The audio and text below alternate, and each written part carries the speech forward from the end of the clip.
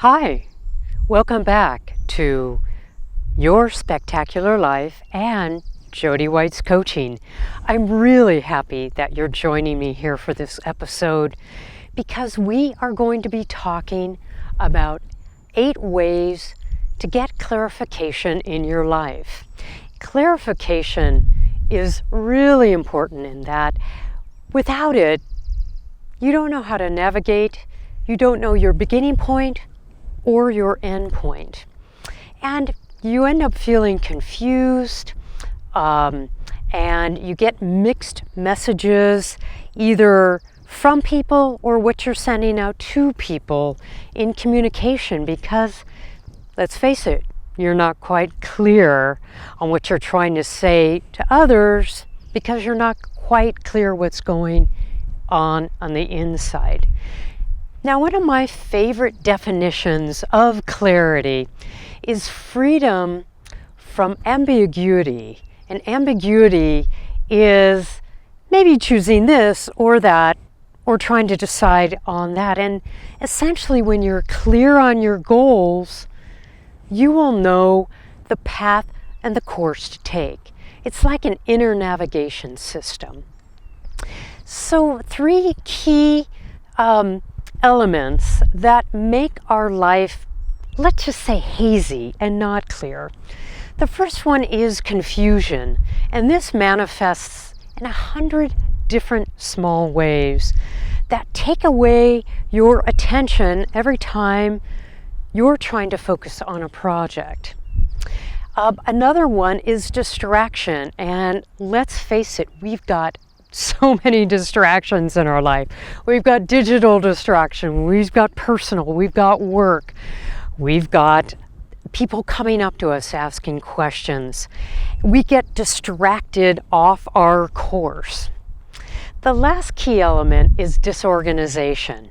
And essentially it's when we don't know the next steps because we don't have enough clarity to figure out a step A to a step B to a step C and so on. Now, don't wait for clarity to come to you. What you'll need to do is create some discipline in getting clear.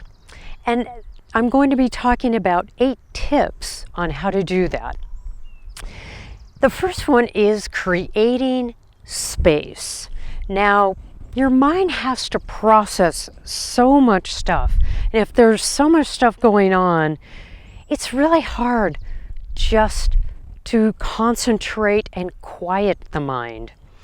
And essentially, you'll want to create space, either at home or at your office, where you can just clear for about 15 minutes or so, move out some of the chaos, do some breath work.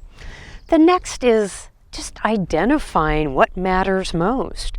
Maybe you're going to write down things that in your life or for a certain project will matter the most. And this is kind of getting your priorities straight. And just identifying maybe what are the top 2, maybe what's the top 1, and what are the steps that go into that. Number 3 is going to be doing things one step at a time. So let's say that you have an exercise program, you want to lose weight, you want to trim up for summer, look good in that bikini. What you'll think about is how to do that. Step 1, food. What are you going to add into your diet as far as nutrition or cut out of your diet? So one step at a time based on identifying those priorities. Now, this next step, number 4, is something that I mentioned earlier, which is eliminating distractions. And distractions come in many forms. I'm going to mostly focus on our digital distractions. Now, did you know that anytime you get a text message or hear your phone ring or hear an email come in, that it takes about 15 minutes till you come back to where you were concentrating. And I'm not even talking about answering that text quickly. I'm just talking about being taken away from your task at hand and then coming back to whatever you were working on. You know, there's an interesting saying is garbage in equals garbage out. So if our minds are somewhere else, it's going to be hard to concentrate and to get clear on what we want to do. The next step, number 5, is actually pretty interesting, and that is eating well. Now you're thinking, what does food have to do with clarity? Well, it has to do a lot with clarity.